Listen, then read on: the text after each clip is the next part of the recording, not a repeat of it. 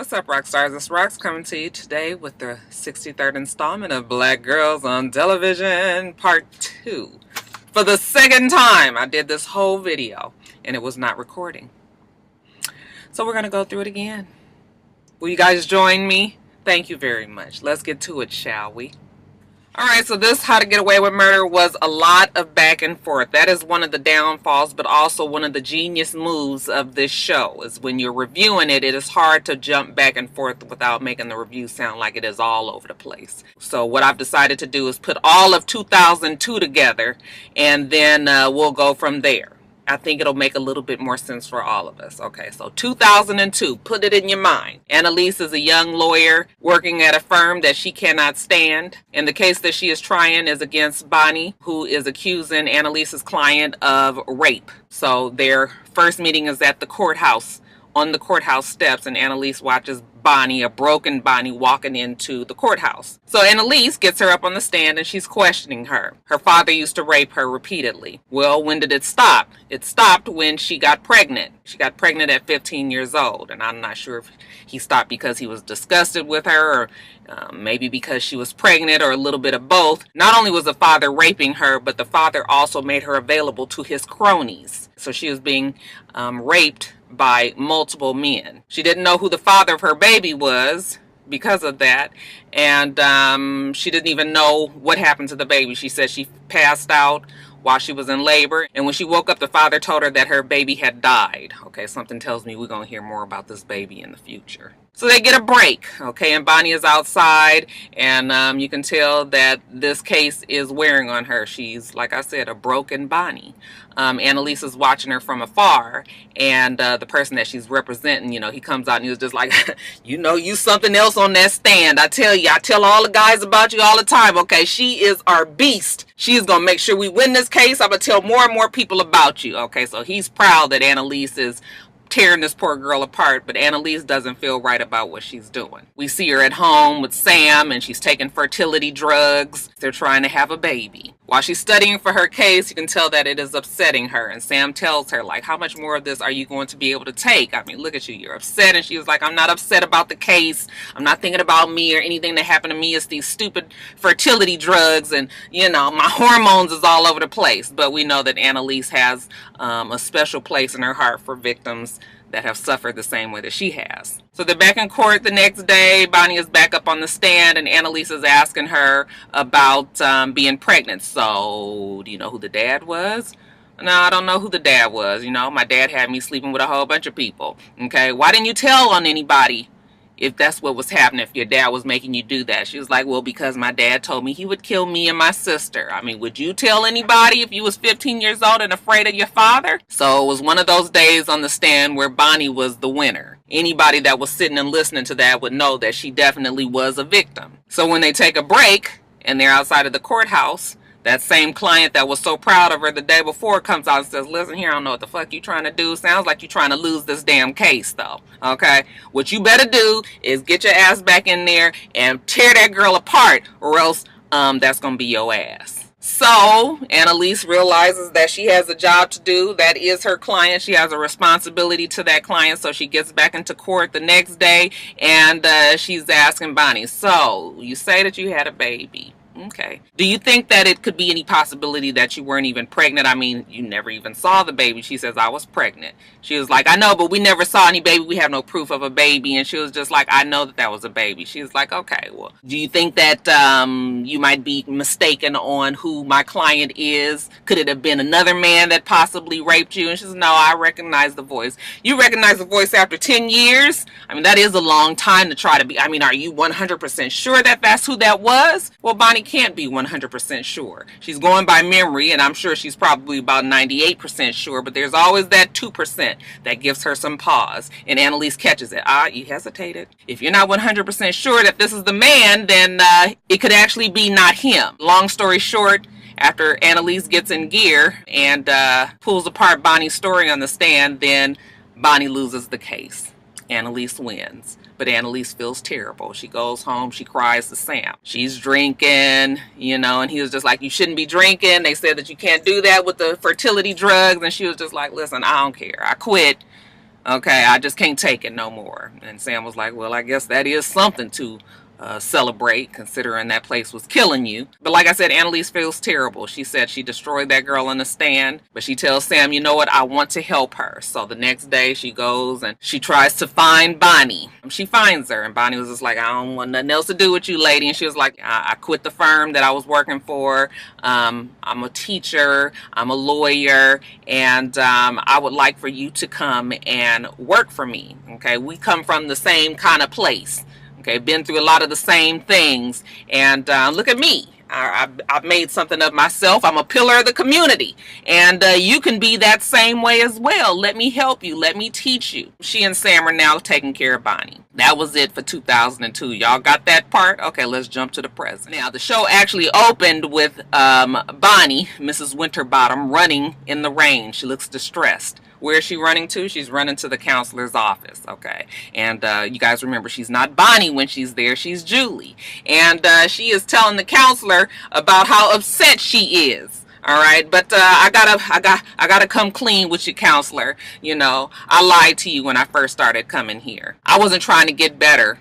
I just want to get back at her. And who might this her be? That her would be Meg, and Meg would be Annalise. Okay, when she's at the counselor's office, she is Julie, and Annalise is Meg. Y'all remember that. Now, Asher, Michaela, and Connor and Oliver, they're all together.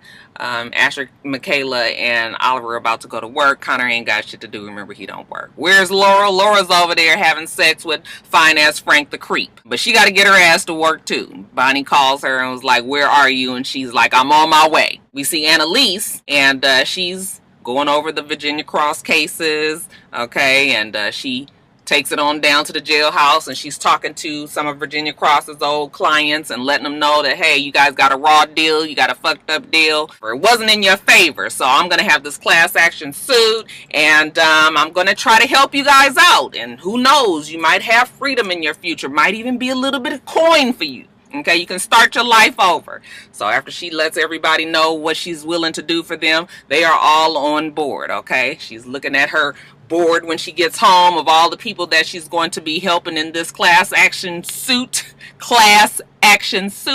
and she has 24 people, okay? 16 more to go. Back at the counselor's office, Julie is telling him what happened with Meg. She says, well, you know, we were both abused and we both lost babies and we kind of just gravitated to each other because of that. She wanted a child, I needed a parent, and that's why we took on to each other so well. But our relationship wasn't real. And he says, well, what was your relationship about? And she says, well, it really was about all of her guilt. Next, we see Bonnie and Real Nice Nate talking about the Virginia Cross cases and how Annalise is trying to represent all these people in this class action suit, but Bonnie doesn't understand how she's getting in to even talk to these people. She's not supposed to be down there talking. Evidently, she is sneaking in some which kind of way. And ain't nobody down there trying to tell me, so I need you to go down there and, you know, rattle some cages and see what you can find out. He was like, okay, I'll do this, but what's up with the whole single white female act? Okay, you need to get it together. Now, back at Michaela's job, looks like Steen has taken a liking to Michaela. Okay, maybe she sees a little bit of herself in Michaela, and she gets her gift. She's like, first of all, you guys, Steen, don't she be sharp? That bitch be sharp. Beautiful. Okay, I just love the whole air about her. I have a feeling that she's going to die by the end of the season, but I hate that we won't be able to just enjoy looking at her. That girl looks good in her clothes and good in her makeup and good in her hair. But anyway, she was like, girl, I'm trying to get you together. Okay, put these shoes on and see how you feel when you walk around in these. Okay, there's some red bottoms, some Louboutins, and she puts them on and she walks over and, you know, we see Oliver, he's working with somebody and they on the computer, and I said, girl, you about to blow it. I can't believe you putting all this on the line for that damn Laura with her dumb ass. But you know, they're still trying to get info on West. I'm not real sure why nobody is questioning why Oliver is there. I'm missing something, okay? Because, like, he could just be in the office and working on something and an intern can put him on jobs. Like, I'm confused with that part. So y'all let me know why Oliver just gets to run, you know, willy-nilly in the office. Back to Annalise. She goes to the jails She's got some more people to talk to. And who is there but real nice Nate? Okay, he's checking up on her. He says, oh, so that's how you doing it. You paying the guards behind the under the table and you sneaking in here. Annalise, why are you doing that? You know you can get in trouble for that. That's illegal. Okay, you gonna get your damn license taken away. You won't be able to practice. Okay, you are way better than this. Don't do shit this way. Okay, do things the right way. I know you want to get them the right way. Okay, but I thought it was very interesting that real nice Nate goes back to Bonnie and he says, I went around there and I asked around, and yeah, nobody's ever seen Annalise around there, so I don't know how Annalise is getting in touch with these people, but if you want to know something, you need to ask her yourself. I was like, look at real nice Nate just protecting this girl. That boy know he love him some Annalise. Now back at the counselor's office, Julie is telling, he's like, listen, tell me a little bit about Meg. And she was just like, you know, Meg took me in because, you know, she fell for me. She was guilty, like I said. I went to her because I knew she wouldn't rape me. At that point, that's all that I cared about, is somebody that was going to treat me decent enough as a human being that I wouldn't get violated. Okay, and that's not really love. Okay, that is trauma, and you know, that can't be healthy to be together. And he says, no, that doesn't mean that that's bad. As a matter of fact, Meg was probably good for you. And she was like, please, please, please, I don't want to hear it. I cannot listen to anybody else being on her side. Now, Bonnie, you know, since we can't get nothing out of real nice Nate about what Annalise is doing, she goes down to the jails herself. And, you know, she's checking the logs, and sure enough, Annalise hasn't signed in. Okay, well, she's definitely not going in the legal way. Even at that time, Annalise is down at the jails. Okay, she is talking to Claudia. Claudia is the lady that beat her ass when she was in jail. Okay, and, you know, when Claudia sees her, she's like, oh, girl, what are you doing? Like, I ain't got nothing to do with you.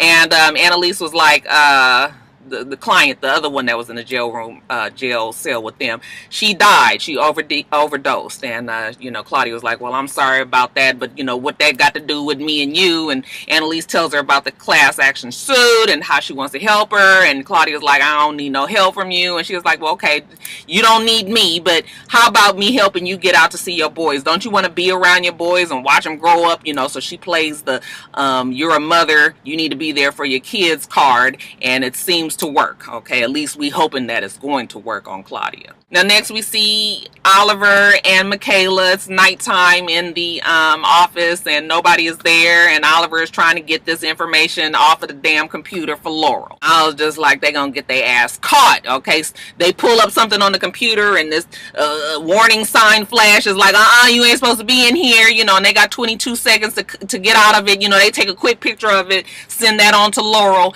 and then back out of it. You know, almost got caught by Drake. I was just like, why are you guys doing this? So stupid. I am so frustrated with Michaela right now. Now we go back to Annalise, and she is looking over her cases, and she gets a knock at the door, and it is Connor. Okay, what are you doing here? Okay, well, Connor, you know, he's regular miserable, surly self, and he's blaming her about, you know, how he can't get on with his life, and he feels bad about Wes, and he feels like a failure, and he's this, and he's that, and the other. Okay, he was even gonna go fuck around with somebody. You know, earlier he had got a text from like he was on Tinder or something, and he was gonna go hook up with somebody, but he didn't do it. You know, he came on over there, but yeah, his whole life is a shamble. He can't seem to move on. She was like, Connor, you're much stronger than you know, and he, you know, he doesn't believe it. Instead, he would rather die. Now, I told you that they sent that picture over to Laurel. How about that bitch is not satisfied with the picture? She can't see. I said, girl, Michaela was just like, you're gonna have to deal with that. She's like, no, I need you to go back in there and get it again. Michaela's like, nope, not doing that. You're gonna have to be happy with what you got. When she gets off the phone, you know, she got fine-ass Frank on his way over there. They about to get busy, but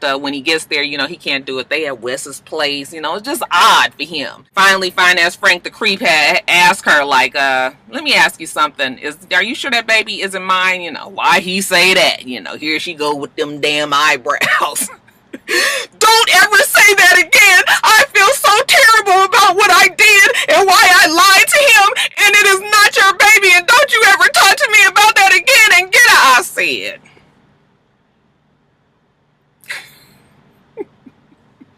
Bitch, you know that might be his baby. As a matter of fact, it's probably going to be his baby. Anyway, let's get back to Julie and the counselor. So, you know, Julie is like, I just don't know what to do. I just need somebody to tell me what to do. And he says, you know what? What you should do is try to get past this and admit that you know, Meg was good for you and that you loved her. And Julie says, well, I don't think I could say it without meaning it. And he was like, well, go on and try it. Try it a couple of times, see how you feel. Okay, so go on and say, I love Meg. Okay, so she says it a little timidly, I love Meg. He says, go on and say it again. Okay, I love Meg. Okay, go on and say it one more time, girl. I love Meg. Child, she get to crying and she's this old quibbly mess. And I said, wait till Jimmy the counselor realizes that Meg is Annalise and she's the reason why Julie is falling apart. Now, back to Annalise. She gets a call from Claudia. Claudia didn't tell her for sure that she wanted to work with her, but Claudia lets her know, you know what, girl, I'm in. Okay, and not only am I in, but about 15 other my homegirls in here are in. Okay, so you got your people. That's her 16 count. Up to 40, she's ready for her class action suit. Okay, class action suit. No sooner than she gets off the phone with Claudia, she gets another phone call.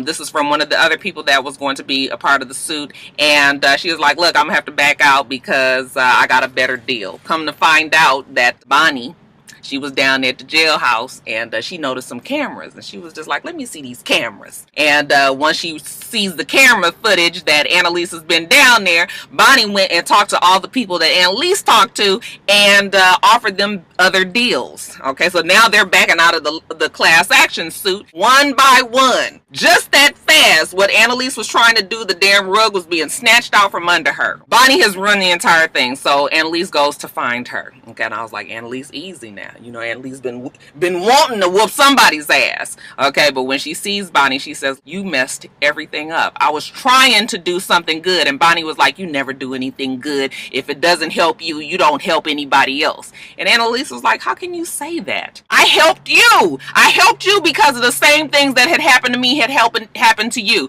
And Bonnie says, you weren't trying to help me. We were never even the same. Okay, but you tried to make me like you. And you taught me everything. And then when I couldn't be exactly how you wanted me to be, then you threw me out because you didn't care anymore. And Annalise was like, is that what you think that I did? I did not throw you out because I didn't care anymore. I turned you out to the world because you didn't need me anymore. You can take care of yourself. You're strong. You're smart. You know how to do these things. You don't need me anymore, Bonnie. You were never trash in my eyes. I loved you. And now you fucked it all up.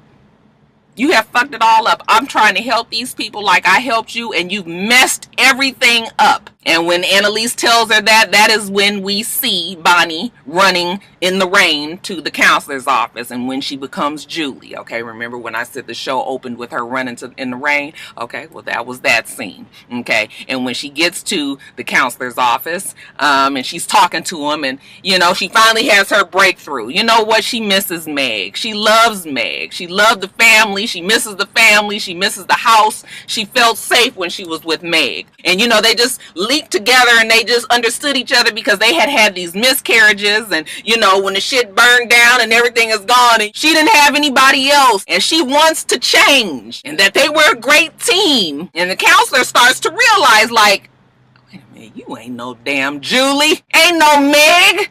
You talking about Annalise Keating. Okay, I know he was stressed. I know his heart was beating fast, like I knew that lady had something. He was like, wait a minute, she told me about you. Your name is Bonnie. I said, Lord, the secret is out. Now the counselor knows that Annalise can affect folks such way. Oh, I left a part out.